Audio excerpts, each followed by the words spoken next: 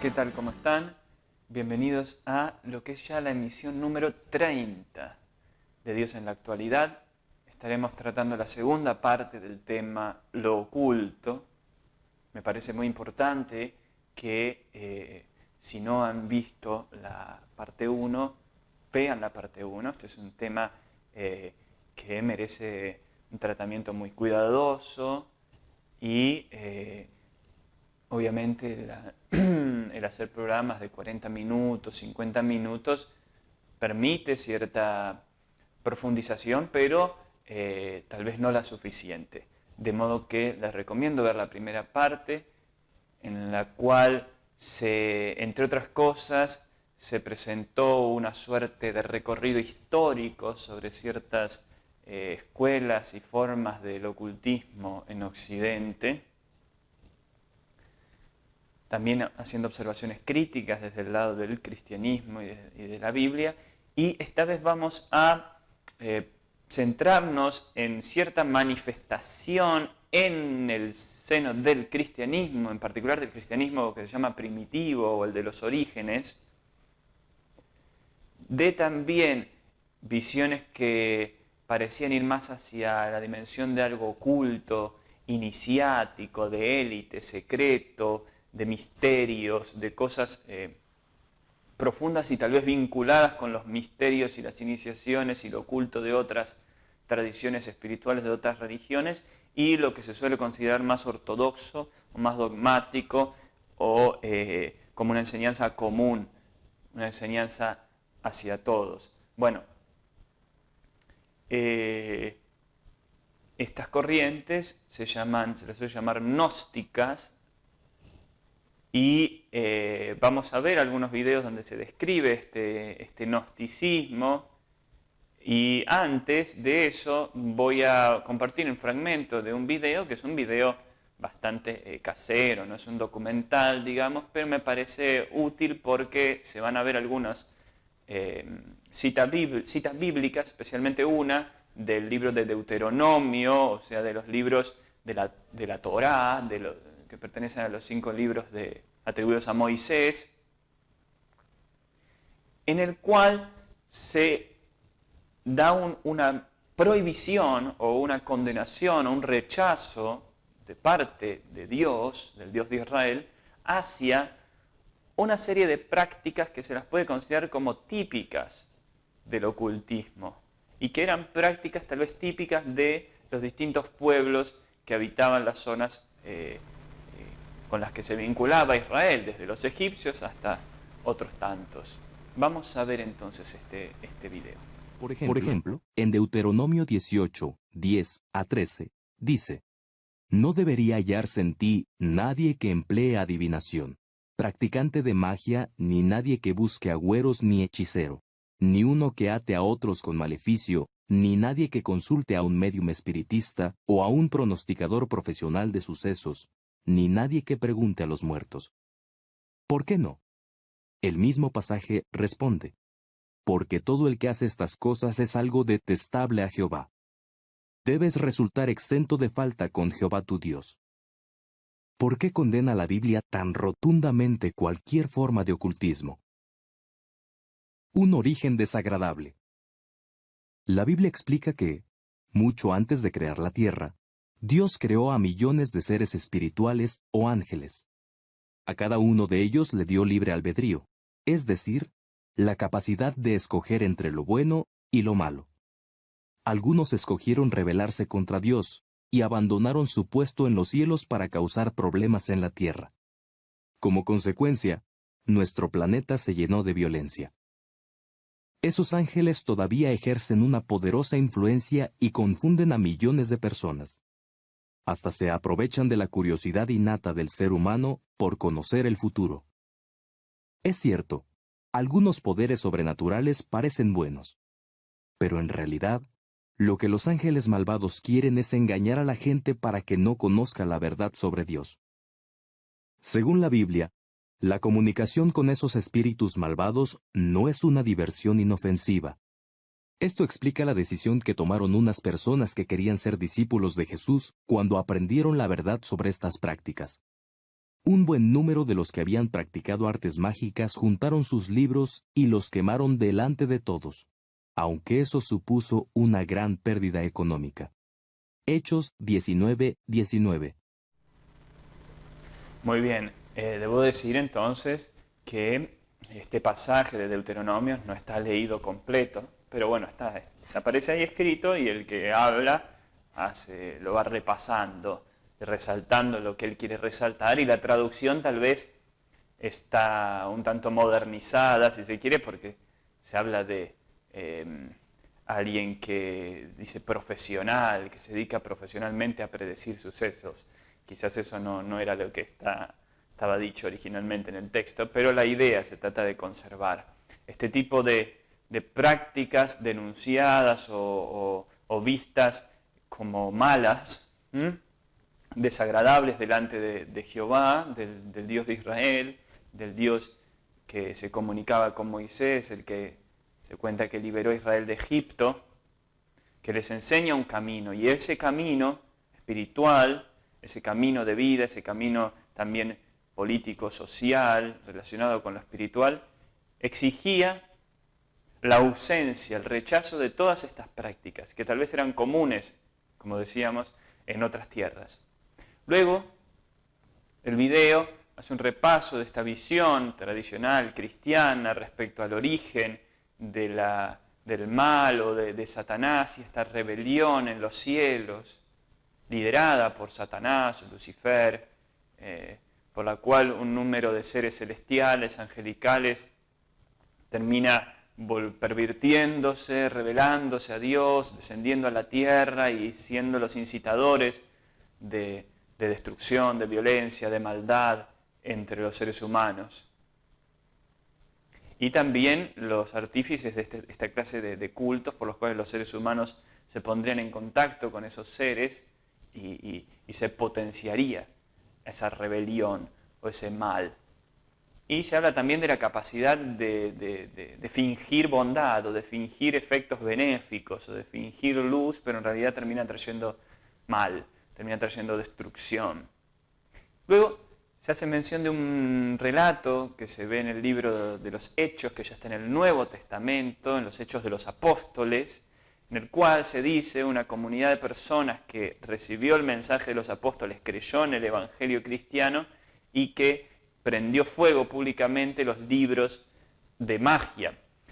Sirve ese relato para dar a entender que la visión cristiana, la visión de los apóstoles, mantenía este rechazo a todas esas prácticas que se veía en Moisés, en los mandamientos de Jehová a Moisés o de Moisés al pueblo de Israel. Entonces esa continuidad entre la religión judía de Moisés, la revelación de Moisés y la revelación cristiana o apostólica, esa continuidad del rechazo hacia estas prácticas llamadas ocultistas o mágicas, es importante notarla acá al menos. Vamos a ver ahora un primer fragmento elegido de un documental que se lo puede encontrar como Gnosis, se escribe así, la G, Gnosis, significa conocimiento, que dice Gnosis, el cristianismo esotérico. Vamos a ver entonces. Noi occidentali proveniamo tutti da 2000 anni di cristianesimo e qualunque siano le nostre idee su di esso, la figura di Gesù è profondamente radicata nel nostro psichismo e influenza tutta la cultura occidentale e la nostra visione del mondo. Ma esiste o esisteva anticamente una dimensione interna, segreta, esoterica del cristianesimo? Durante i primi 4 secoli, prima che si affermasse un'ortodossia, dobbiamo immaginare il mondo cristiano come composto da numerose scuole e comunità che trasmettevano l'insegnamento del Cristo in modi differenti. Esoterismo, dal greco exote rikos, esterno, aspetto della religione aperta a tutti. Esoterismo, dal greco esote rikos, interno, Si riferisce ai sacri misteri presenti in tutte le tradizioni religiose.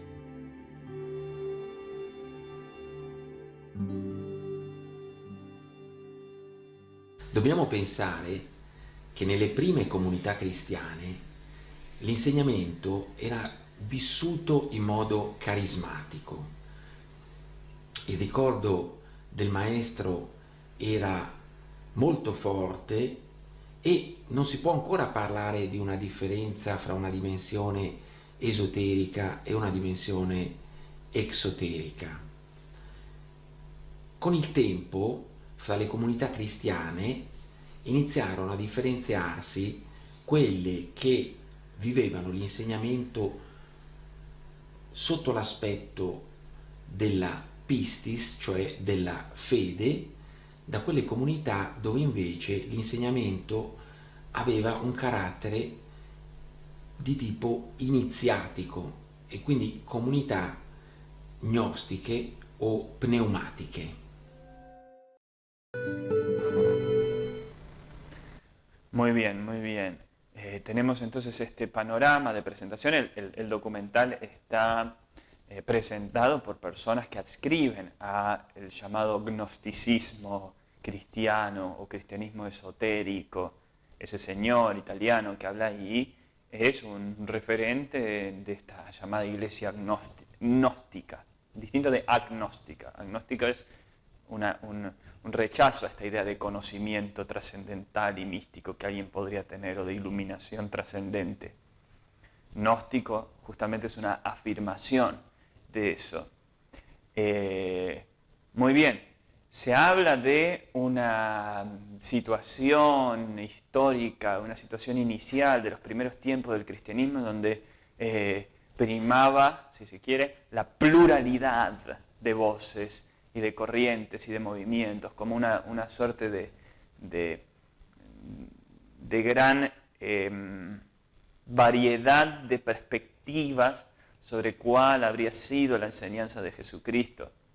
Ahora él dice, tal vez en los primeros años posteriores a la partida de Jesús de este mundo, habría una mayor unificación por estar más vivo el recuerdo de Jesús. Entonces se viviría quizá de manera más pura la transmisión de Jesús. Luego, al perderse esta cosa tan directa,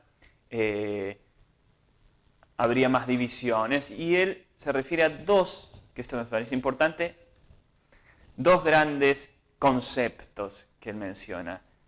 Aquel fundado en esta palabra griega, pistis, que se traduce como fe, y aquel otro fundado en la gnosis o el saber, el conocimiento, neumático, dice el neuma, que tiene que ver con la inspiración, con el espíritu que inspira interiormente al individuo, y que lo llama iniciático. Entonces se parece a las escuelas de misterios de los griegos, de los tradicionales, a estas iniciaciones secretas, a ciertos elegidos, a ciertas personas especialmente aptas, con estos votos de silencio, por los cuales se los ingresaba a través de ciertas ritualidades a conocimientos directos de la cosa, de aquellas dimensiones ocultas y sutiles. De modo que él podía tener su propia experiencia de eso, por decir así, verlo con sus propios ojos, por decir así.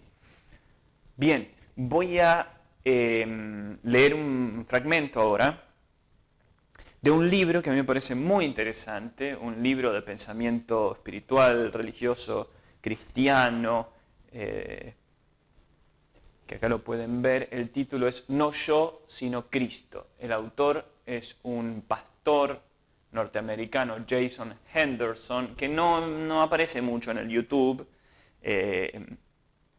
Yo recuerdo hace unos años que leí un artículo de él en internet, me gustó mucho, busqué la manera de comunicarme con él por mail y me envió algunos libros suyos, entre ellos esto, gratuitamente me envió toda esa gentileza. Y debajo del título, como si fuese un subtítulo, está esta cita del apóstol Pablo, que dice, con Cristo estoy juntamente crucificado y ya no vivo yo, mas vive Cristo en mí. De modo que acá hay una transformación muy individual, muy profunda del ser, por el cual participa de esa crucifixión. Muere el individuo y el que se manifiesta, el que opera, es ese Cristo, es ese Maestro, es ese Hijo de Dios, es ese Espíritu Divino, es esa mente divina que se manifiesta en el hombre. Esto se relaciona con lo que veíamos en el tema de la sabiduría, en la segunda parte, de la guía del Espíritu Santo. De alguien lleno del Espíritu Santo que ve las cosas como Dios ve. Bueno, esta transformación del ser para recibir de manera interior, directa, la presencia de lo divino, se puede comparar con lo que en la parte anterior decíamos del hombre volviéndose Dios o de la naturaleza divina. Claro, hay ciertas semejanzas en cuanto a la intuición o a la búsqueda, pero tal vez a veces el procedimiento, la manera de querer arribar a eso es distinta. Es distinta y a veces puede ser realmente opuesta. Dice un pasaje de este libro: tan extraño como pueda sonar, la Biblia en realidad no habla de las creencias humanas. En las Biblias en español, la palabra griega para fe, pistis, es traducida tanto fe como creer. Cuando en el Nuevo Testamento aparece pistis como sustantivo, nuestros traductores usualmente utilizaron la palabra en español fe. Cuando la misma palabra aparece como verbo, es traducida creer. Traducimos pistis como dos palabras diferentes porque el español carece de una forma verbal para la palabra fe. En otras palabras, nadie dice el hombre feó en Cristo o muchas personas estaban feando en él. Sin embargo, así es exactamente como se lee en el idioma original. Por ejemplo, en una traducción extremadamente literal de Juan 20:31 leeríamos: pero estas cosas se han escrito para que ustedes fean que Jesús es el Cristo, el Hijo de Dios, y para que al fear tengan vida en su nombre. ¿Por qué es importante esto? Es importante porque creencia y fe son dos cosas muy diferentes. La religión tiene que ver con creencias intelectuales y comportamientos externos. El cristianismo tiene todo que ver con una vida que se vive por fe. Y hay una nota al pie ahí que dice, otra vez, el verdadero cristianismo también afecta los comportamientos, pero el cambio externo es el resultado de una transformación interna, una consecuencia natural al experimentar la vida y la luz de Cristo. Luego sigue el libro diciendo, al leer a través del Nuevo Testamento encontramos descripciones de la fe, pistis, que simplemente no se alinean con nuestras definiciones conocidas. A pesar de que en algunos versículos podría tener sentido sustituir la palabra fe con creencia, esperanza o confianza, hay un montón de versículos que exigen un entendimiento mucho mayor de esta palabra. No leo más para que no se nos vuelva contraproducente por tener tanto, pero como para tener esa conciencia, el que escribe no es alguien que adhiere a este gnosticismo, pero él enfatiza en que esta pistis, esta fe, es algo distinto de meramente creer cosas o cuestiones, aceptarlas. De hecho, cuando en el video anterior veíamos que se hablaba de los ángeles que se revelaron, de estos seres, uno dice, bueno, ¿qué hay que creer? Simplemente que eso es así, y decir y repetir que eso es así. ¿Cómo podemos nosotros ir y tener evidencia de que eso es así? Y poder ir y viajar a ese mundo celestial y ver cómo son las cosas realmente. Ahora, pero fe es una transformación del ser, un modo espiritual de andar, un modo interior, como dice este libro, en el cual uno está muerto, como crucificado con Cristo, y el que vive, dice, no soy yo, sino que es Cristo. Hasta ahí decimos. Vamos a ir con el segundo fragmento del documental que veíamos.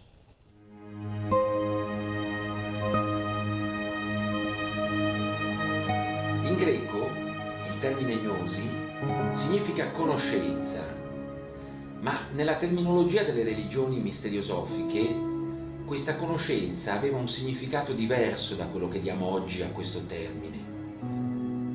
Infatti, essa non corrispondeva al sapere razionale e intellettuale, ma a una speciale esperienza che avrebbe permesso una visione diretta della realtà spirituale.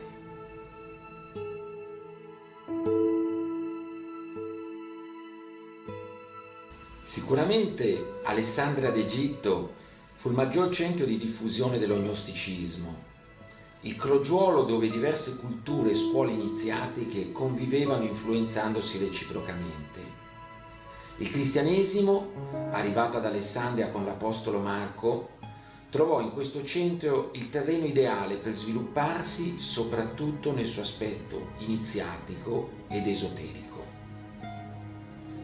Fra le scuole alessandrine fioriscono nel secondo secolo una gnosi pagana in cui si fondono insegnamenti platonici, egizi e orientali, e una gnosi cristiana che cercò di integrare queste dottrine con il cristianesimo.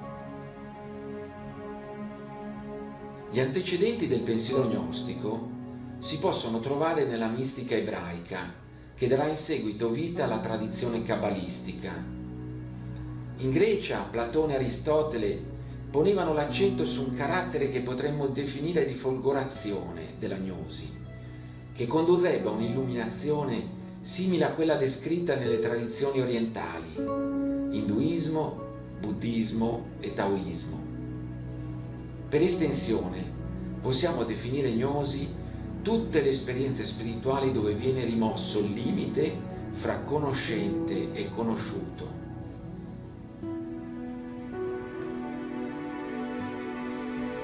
E d'altra parte, i termini illuminazione e gnosi erano utilizzati nel cristianesimo delle origini anche da figure di tenute eminenti della Chiesa ufficiale.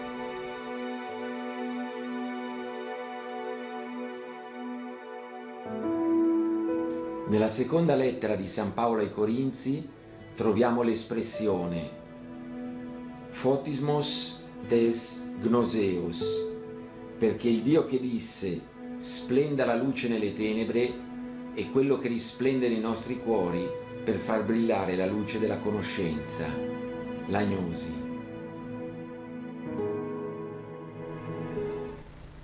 Muy bien, muy bien. Entonces, ahí que se ve que la palabra gnosis en sí es una palabra del griego, que es ciencia, conocimiento, saber, como poseer ese saber sobre las cosas, lo que también en el programa, en nuestro tema anterior, la sabiduría, es ese saber divino que dice el proverbio, Jehová da la sabiduría, o sea, Jehová da el conocimiento, Jehová da esa visión perfecta de las cosas, esa visión divina, dice Dios da. Y es la manifestación de ese espíritu divino en nosotros. Bueno, entonces el problema o la diferenciación o la polémica no estaría en si somos gnósticos o si adscribimos a la idea de un saber o de un conocimiento o de una transformación del ser o de una iluminación o de una luz divina que viene al ser humano y que le posibilita conocer lo que por sus propios medios no podría conocer, como veíamos en la parte anterior, en la misión anterior, de los egipcios, que esta deidad, este ser Tot, les había transmitido prácticamente lo esencial de la cultura de los egipcios, de la ciencia de los egipcios. Entonces hay una gnosis que los sacerdotes recibían, un saber que viene de otra parte, un saber de carácter sobrenatural, divino, por el cual el individuo puede pasar a conocer cosas extraordinarias y en principio transmitírselas a otros. Bueno, ahora, entonces las diferencias en principio no estarían en si unos creen y los otros no creen, saben. Unos simplemente aceptan que tales cosas son, pero asumen que es imposible que cada uno las pueda comprobar o saber por sí mismo, y los otros sí. Entonces los otros son como más científicos de las cosas ocultas. Como que tienen prueba o evidencia. O que unos son más inteligentes que otros, unos estudian más que otros. Sino que todos pueden hablar de una luz, todos pueden hablar de un saber, todos pueden hablar de una transformación, todos pueden hablar de una manifestación de lo divino en el hombre, transformando al hombre en una manifestación de lo divino, pero hay enseñanzas diversas y tal vez los métodos o los mecanismos por los cuales se intenta acceder a eso divergen, son distintos. Y es un terreno en el cual misterioso.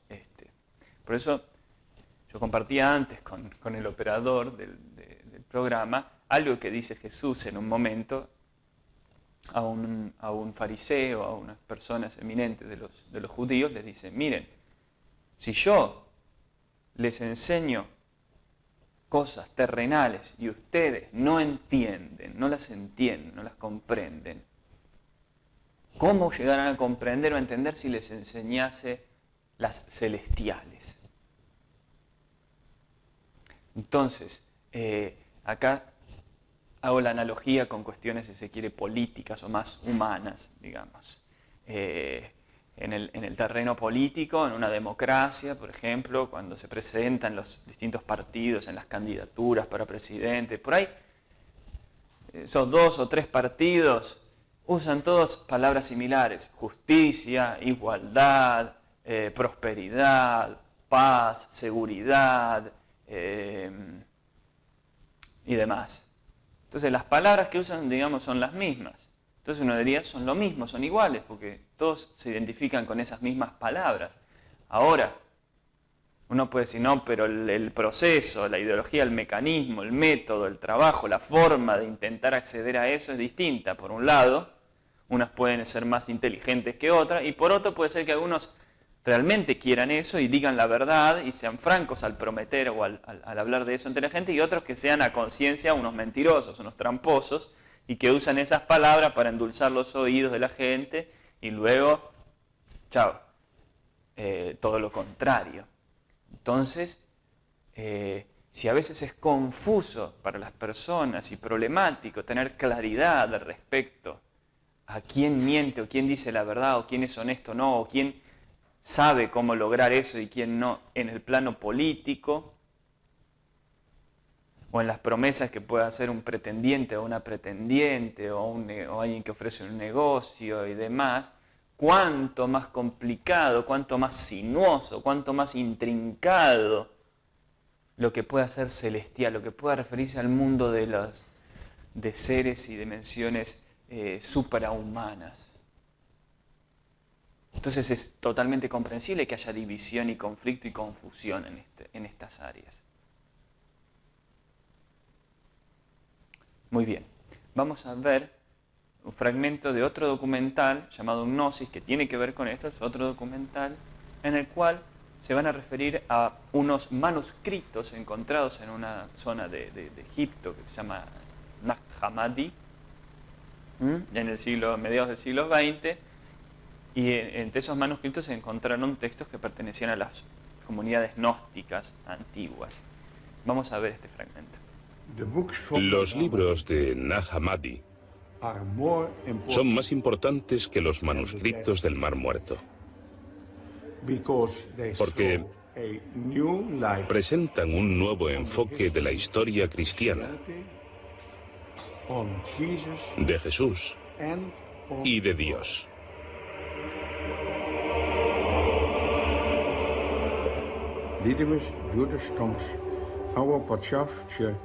Sin lugar a dudas, el más importante lo escribió Dídimo Judas Tomás. ¿Quién fue Dídimo Tomás? Dídimo Tomás era uno de los hermanos de Jesús.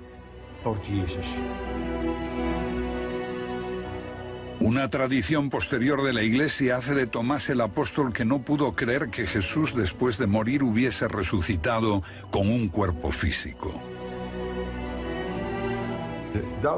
El incrédulo Tomás, del que ahora se dice que fue el más fiel discípulo de su maestro. ¿El hombre que mejor entendió a su hermano? Según el Evangelio de Tomás, sí. El documento atribuido a Tomás, aunque escrito más tarde, se cree que es anterior a los evangelios canónicos y se piensa que es un fiel reflejo del tiempo en que las enseñanzas de Jesús todavía estaban frescas y vivas. Me resulta asombroso que vivamos en un mundo dominado aún por el cristianismo y que los cristianos no mostraran interés por leer el Evangelio de Tomás y todas esas escrituras maravillosas que entonces salieron a luz. Y creo que dice algo de lo poderosa que es la Iglesia, el hecho de que aún hoy no se aceptan y siguen viéndose como heréticas y peligrosas, y por supuesto lo son, desde la perspectiva de los literalistas de la Iglesia, porque ponen en cuestión su interpretación.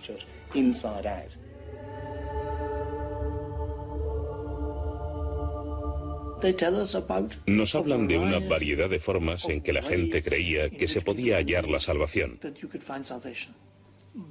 Por la contemplación, por expansión de la chispa divina que llevamos dentro de nosotros, comunicarse con Dios buscándolo dentro de uno mismo, una búsqueda individual de lo divino, sin la ayuda de sacerdotes u obispos. Suena atractivo. El gnosticismo es muy atractivo. Creo que especialmente lo es para la mente moderna, porque promueve una religión para el individuo, no para una iglesia. Y esto es lo que el hombre ha venido buscando y deseando siempre. Hallar a la divinidad por sí mismo. Ok, entonces, primero planteo una cuestión respecto a eso último que se dice. Es lo que el hombre ha venido buscando desde siempre, hallar a la divinidad por sí mismo. La pregunta es, asumiendo que el hombre ha venido buscando hallar a la divinidad, ¿él qué quiere? ¿Hallar a la divinidad por sí mismo o hallar a la divinidad? ¿Es tan importante esto de por sí mismo? Se parece quizás a lo que en un plano más, digamos, terrenal se considera el autodidacta, aquel que adquiere las competencias culturales, el entendimiento sobre diversos asuntos, sean artísticos, sean filosóficos, científicos, técnicos, mediante su exploración y sus lecturas y su práctica, pero no acudiendo a escuelas o a universidades. Sea porque no le alcanzaba el dinero o por un rechazo particular hacia ese tipo de instituciones y hacia los docentes de esas instituciones.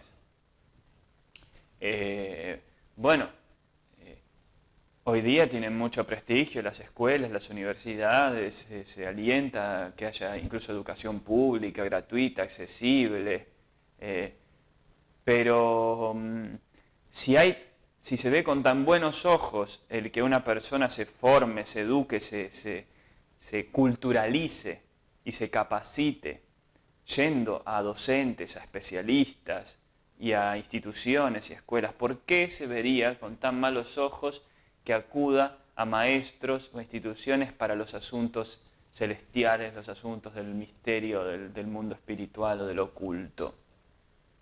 Incluso se decía, con el ocultismo también había escuelas, había maestros, había libros, había doctrinas y rituales. ¿Por qué ese rechazo a esta especie de sacerdocio de maestros que presentaba la iglesia que llaman ellos oficial o católica o lo que fuese? Bueno, es para pensar. Luego se habla de este texto, el Evangelio de Tomás, que estaría en principio su autoría atribuida a Tomás, el apóstol de Jesucristo, este apóstol que tiene la particularidad, según los evangelios canónicos, de que cuando Cristo resucita y se presenta por primera vez al grupo de apóstoles, de discípulos, Tomás no está. Entonces luego los discípulos le cuentan, Jesús vino, estuvo con nosotros, y él dice, no puedo creer algo tan asombroso. Solo creería y lo aceptaría si pudiera verlo y tocarlo y poner mi dedo en sus heridas y demás. Bueno, entonces en ese momento Jesús se aparece nuevamente y le dice, Tomás, vení, poné tu dedo en mis heridas. Y él le dice, no, Señor, ahora creo. Entonces Jesús le responde, bueno, porque viste, creíste. Más bienaventurados son aquellos que sin ver creen. Bueno, este Tomás, que algunas tradiciones dicen que llevó la doctrina de Cristo, el Evangelio de Cristo, a zonas de la India, por ejemplo, habría sido el autor de este Evangelio que se encontró en Nag Hammadi y que para los gnósticos es muy preciado, para muchas personas es muy preciado y parece ser incluso más antiguo o más veraz que los Evangelios de la Biblia. Y recoge enseñanzas que tal vez hayan sido realmente las más secretas y profundas de Jesús.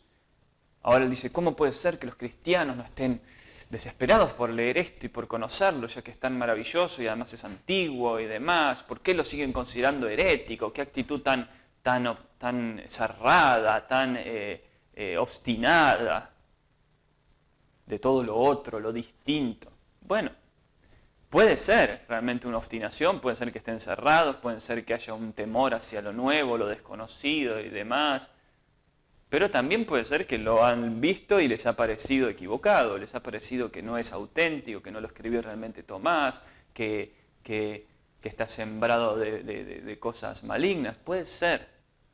O sea, no todo rechazo, no el hecho de considerar algo herético es una actitud cerrada y tonta y sonsa. Eso me parece importante porque ellos también están considerando errada la actitud que llaman ortodoxa. Entonces, nadie se exime de tener un discernimiento y considerar qué cosas son buenas y qué cosas son malas, qué cosas son realmente dignas de estudio y qué cosas no, qué cosas realmente podrían garantizar un acercamiento a esa luz, a esa divinidad, a esa eternidad o a esa gloria, y qué cosas son tramposas o ingenuas y demás. Voy a leer otro pasaje que tiene un poco de relación con esto, de este mismo libro, de No Yo Sino Cristo, de Jason Henderson, y dice, en un sentido muy real, la fe es, para el ámbito espiritual, lo que nuestros 5 sentidos son para el mundo natural. Tenemos acceso, experiencia y entendimiento de la tierra con las facultades naturales. Pero mediante la fe tenemos acceso y caminamos en la realidad de lo que Dios ve. Repito, tenemos acceso y caminamos en la realidad de lo que Dios ve. Ahí está lo oculto, por decir así. Lo oculto para estos sentidos. Las Escrituras hablan de caminar por fe y no por vista. Y eso significa mucho más de lo que solemos suponer. Caminar por fe no sucede cuando el pueblo vive vidas naturales de acuerdo a convicciones espirituales. No es eso exactamente, dice. No se trata simplemente de confiar en Dios para sanidad física o de buscarlo para provisión financiera. Caminamos por fe cuando la luz de la perspectiva de Dios se vuelve la realidad que opera en nuestro corazón. Y el mundo que la fe ve se vuelve más grande y más real que el mundo al que tenemos acceso mediante la vista. Gran parte del mundo cristiano está esperando que un día la fe se vuelva vista. Sin embargo, Dios desea que la fe sea para nosotros una facultad mucho más poderosa y tangible que lo que la vista podría ser alguna vez. como mencionaba antes, que Jesucristo le dijo a Tomás, porque viste, creíste. Pero mucho más bienaventurados son aquellos que creen sin ver, o sin haber visto. Así todo, voy a compartir ahora un fragmento de un video en el cual está teatralizada la literatura de Tomás, de este Evangelio de Tomás. Escogí un breve fragmento que tiene porque algunos de los textos que están, o algunas de las enseñanzas de Jesús que están en el Evangelio de Tomás son prácticamente iguales a las que aparecen en los Evangelios de la Biblia, pero otras son más peculiares. Entonces yo elegí un fragmento que tiene eso más peculiar. Vamos a verlo. On what day will you be revealed to us? And on what day will we see you? When you undress without being ashamed, and when you pick up your garments and put them under your feet like little children, and trample them, then you will see the Son of the Living One, and you will not be afraid. Many times you have desired to hear these words that I say to you, and you don't have anyone else to hear them from. There will be days ahead when you will look for me, but not find me.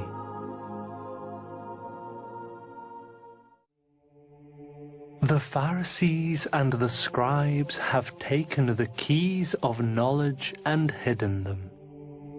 They have not entered, and they have not allowed those who wish to enter to do so. But as for you, be as wise as serpents, and as innocent as doves. Esto último que dice está también en los Evangelios. Y el ser sabios, como son sabias, dice las serpientes, y a su vez ser inocentes, sencillos, puros, mansos, también, como las palomas, o sea, no un saber arrogante, no un saber presuntuoso, o un saber que se vuelve violento, sino procurar ser perspicaces, sabios, entendidos, pero a su vez sencillos, humildes. Bueno, y inocentes en el sentido de no usar el saber como un poder para sojuzgar y oprimir a otros, para aprovecharse de los otros, para manipularnos, para sacarles la plata o abusar de ellos en otros sentidos, en fin, sino como un servicio. Bueno,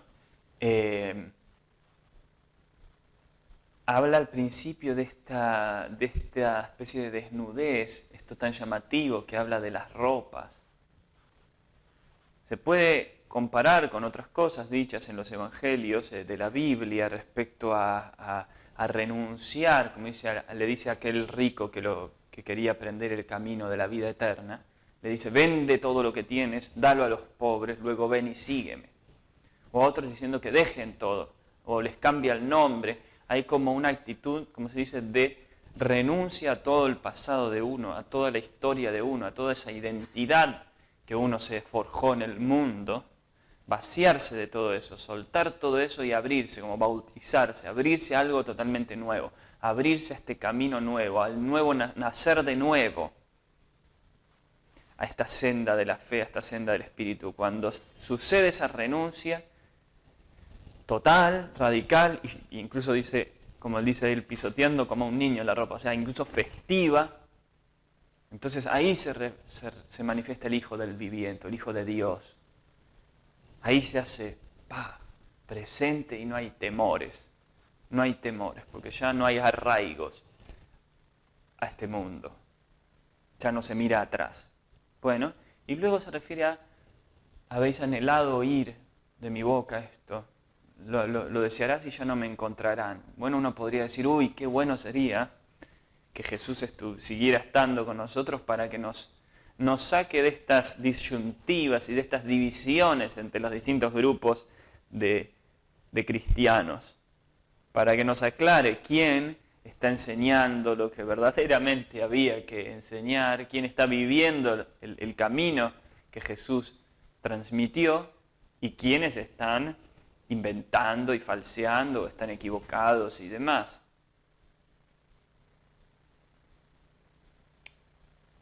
Muy bien.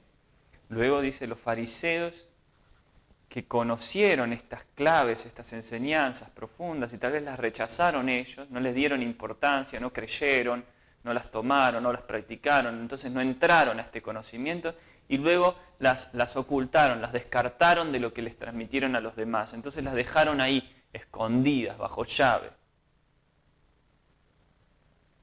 Pues bien, yo he querido que se sepa sobre los que muchos ya saben sobre el Evangelio de Tomás y lo han leído, pero hay gente que todavía no, entonces que se conozca. Lo mismo que en el video anterior. No esconder por esconder. Está todo esto y a veces uno se limita cuando alguien le habla de estas cosas.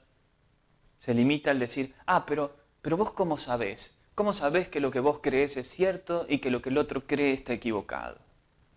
¿Cómo sabés que realmente conoces a Dios o que esa luz que recibís es la verdadera o es de Dios? O que estás en la fe o que caminás por la fe y que no es una ilusión tuya. ¿Cómo sabés que lo que el otro afirma conocer, creer es diabólico o es falso o es ilusorio? ¿Cómo lo sabés vos? Bueno, yo creo que uno más que preguntarle al otro cómo lo sabés vos, como desafiándolo, como poniéndolo a prueba, uno podría preguntarle cómo lo puedo saber yo. ¿Cómo puedo hacer yo para que en este mar confuso de distintas doctrinas, escuelas, ideas, que parecen a veces tan contradictorios, cómo puedo hacer yo para entrar en la senda correcta? Para abrir la puerta correcta, para ir a aquello que realmente sea para el bien. Hay una dimensión que cada uno va a ser, si se quiere, secreta o íntima, que es la de esa fe que lo moviliza, de esa comprensión que tiene y que va a poder... ¿Qué garantía o qué evidencia le va a poder dar a otro de que uno está en ese conocimiento, en ese vínculo directo con Dios? Uno si cree en eso y está sostenido en eso y tiene convicción con eso, le da para adelante, lo transmite y el otro verá. Yo creería como fundamental, como primordial, que cada uno se lo tome en serio. Así como uno puede tomarse en serio, decía lo de la política, investigar a un político, investigar lo que habla, sus cosas y demás, antes de ir a votar, investigar bien. Después votará, se puede equivocar, pero al menos sabe que se lo tomó en serio. Como investiga bien al candidato, al pretendiente o la pretendiente para el matrimonio, a ver si no tendrá una pareja escondida por ahí, o a ver si lo que me dice acá, o si tiene trabajo, no tiene trabajo, le faltan los dientes, no le faltan las distintas cosas que uno trata de averiguar para estar seguro de algo, de una cosa, de otra, pero no le huye ni a votar, no le huye ni a ponerse en pareja o a casarse, no le huye a comenzar una carrera universitaria, no le huye, pero sí toma recaudos e investiga bien para decidir lo mejor posible. Entonces, en este caso también uno podría tomarse en serio para decidir lo mejor posible y luego ahí ver qué pasa, ver a dónde lo lleva.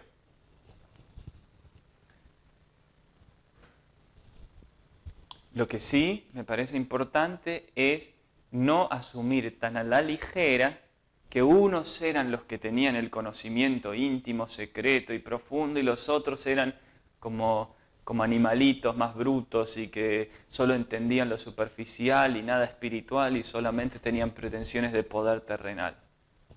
No. Habría que fijarse bien y el hecho de que unos se parezcan más a las tradiciones místicas y esotéricas de otros pueblos y otros aparentemente se parezcan menos, no significa que unos sean más sabios que los otros o que los otros simplemente rechazan eso porque lo ignoran, sino porque quizás están moviéndose en una dimensión aún más profunda. Aún más profunda. Esto es importante. El que camina por fe, aunque no haya hecho viajes astrales, aunque no haya conocido cosas extraordinarias, pero puede ser que por su fe esté moviéndose en una verdad, en una realidad aún más primordial, aún más elemental, aún más nuclear que las otras. Entonces tal vez el otro, con toda la presunción de haber visto, conocido, de haber hecho tales o cuales experiencias y cree que tiene la posta, que tiene la verdad, por ahí se está equivocando y se está enterrando hasta el fondo. Y el otro aparentemente más inocente, con menos experiencias increíbles, está conduciéndose en lo verdadero y alcance la gloria. Por eso, busquemos el saber y seamos también discretos, sencillos, humildes como la paloma, dice Jesús.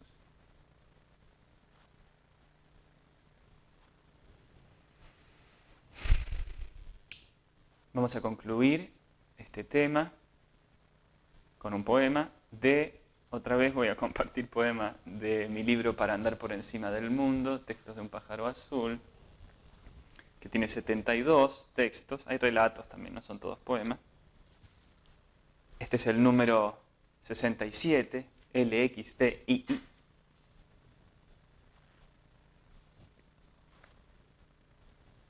Hemos comido y bebido al Hijo de Dios. Le hallamos gusto a relámpago. Algunos se entregaron al suelo y, temblando, hablaron lenguas ignotas. Otros conocimos una verdad apacible y abrimos la mirada al más allá de este siglo. Hemos entrado al estanque de Siloé y no sabemos cómo ni en qué medida, al salir de esa agua por su palabra, salió de nosotros el peso de la culpa y nos reímos y besamos como resucitados. Hemos oído la enseñanza profunda que parecía habitar desde el principio latente en todas nuestras melancolías y en toda canción de enamorados. Hemos aprendido a confiar en Él, que orienta y protege al que lo busca. Hemos llegado a las puertas de una ciudad sin pobreza.